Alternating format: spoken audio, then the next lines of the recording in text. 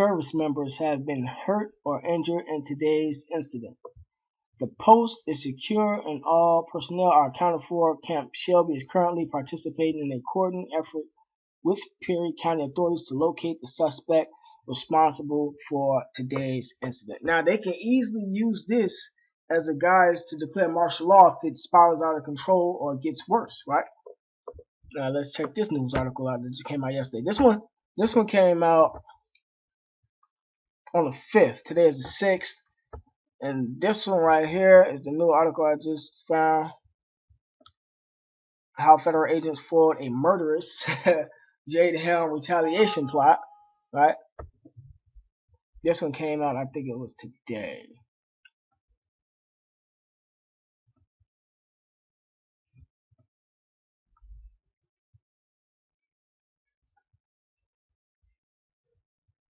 It says a convoy of National Guard troops on Camp Swift, which is also hosting Operation Jade Helm 15 military exercise.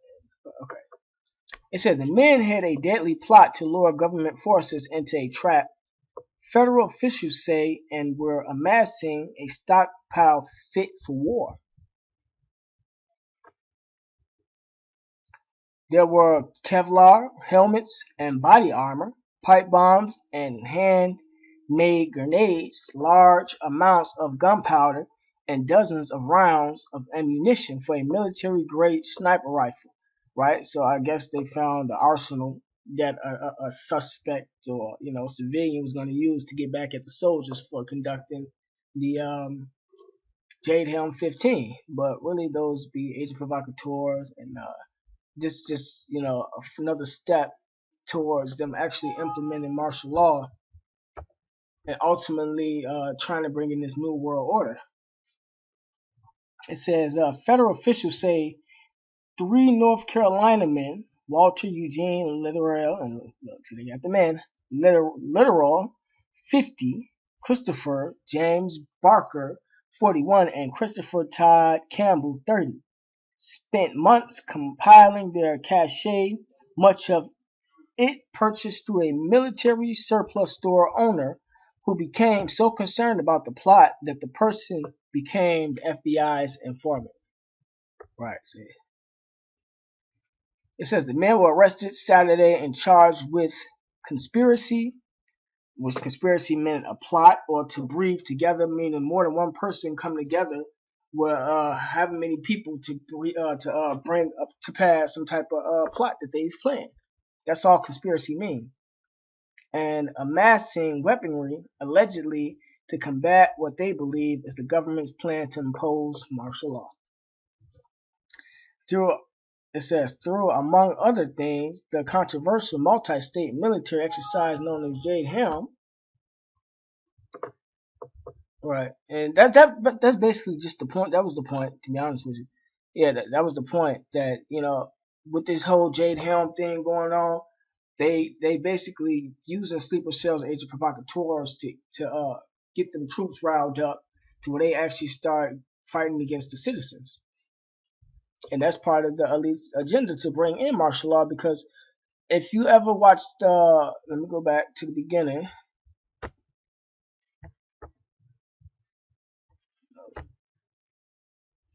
All right.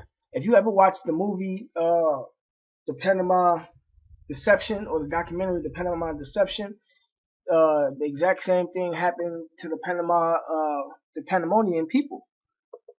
And also it happened to,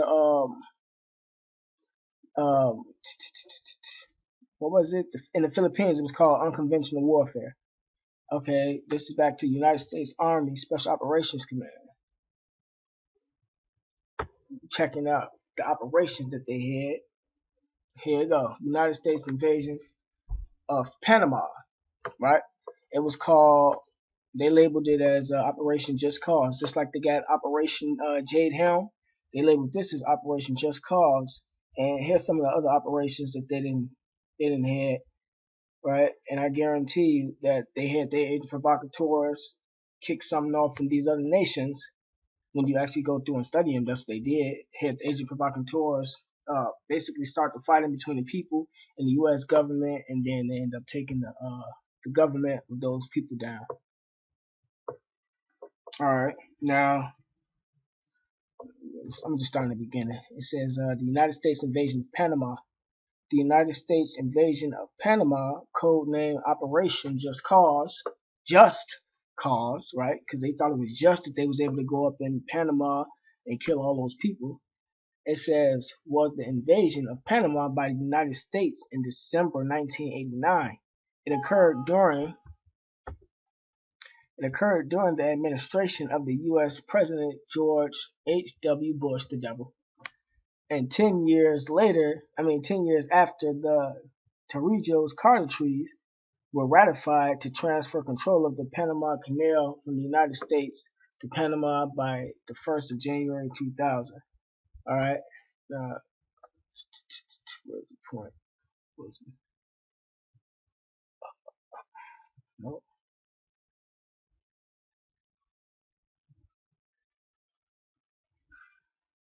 Hold on.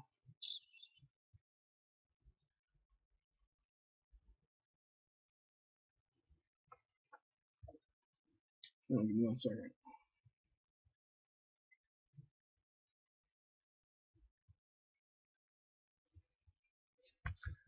Okay.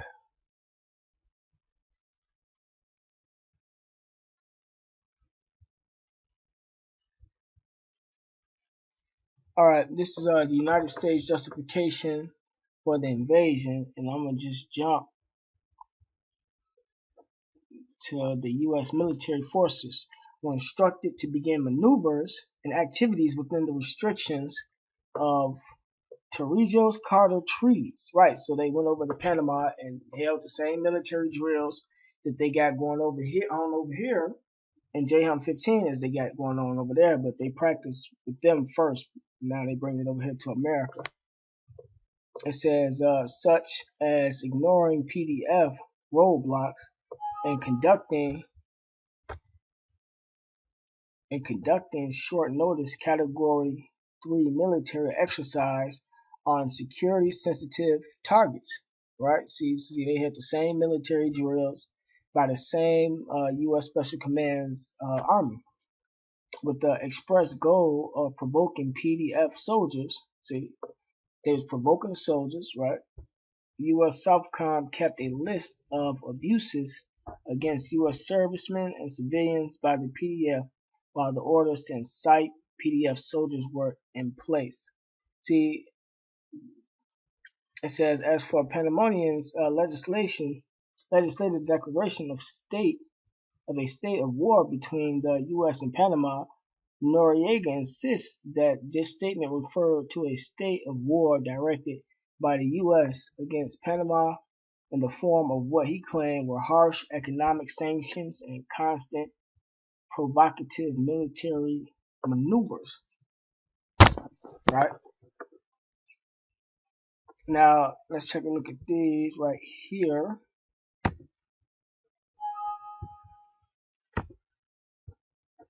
This is Operation Sand Flea. It says Operation Sand Flea was a series of training exercises for December 1989 invasion of Panama. The same thing they doing with JHUM is the same thing they did in Panama. Conducted military exercises before they actually forwarded their agenda, which was basically to practice using new weapons like laser beams and stuff. When you watch the documentary, they go further into it on the people though. It says was a series of training exercises for the December 1989 invasion of Panama by the United States. It says these troop movements and practice assaults were conducted in part as training to defend the Panama Canal, just like they training to defend the American citizens just in case something emergency happened or anything. It says a contingency then called Purple Storm, but were also intended to supply to affirm the right of the U.S. military to engage in them. Conducted in the summer of 1989, these seemingly endless movements, also known as freedom of movement drill, overwhelm the ability of the Panamanians to observe analyze and understand all the countless activities. In this way, this program desensitized the Panama Defense Forces to the coming invasion. Just like what's going on over here in America. I'm just basically doing compare and contrast. That what happened in Panama is happening in America right now today. They back to the point, it says that they desensitized the Panama Defense Forces. Right? Now, how are they desensitizing the people over here in America? They basically went under the guises of military drills, test drills, just in case something happened. Not only was they doing that, at the same time, they was holding air shows all over the United States. I know they held them up in Milwaukee, Wisconsin, because we was out there at the same time. And all it was basically desensitizing the people to the United States Army being on the mainland, and, just conducting drills just in case terrorist attacks happens, or conducting drills to go to other countries and fight. But really, like I said in the beginning, was an exercise for the December 1989 invasion of Panama by the United States, and it's the same thing happening now today. That's an exercise for the invasion of the U.S. government. Now let's go to Operation Purple Storm. Operation Purple Storm was a series of United States Southern Command, or the U.S. Army South, exercises in Panama. In 1989, they aimed to both assert United States treaty rights and to conduct tactical rehearsals for Operation Just Cause, which was to go in and practice on the people the new military weapons that they got at that time and that they're going to use against the people of the U.S. It says these exercises were carried out according to the U.S. military to protect the integrity of Torrijos-Carter treaties of 1977. Purple Storm was part of the prayer book series of plans created as relations between Panama and the U.S. deteriorated.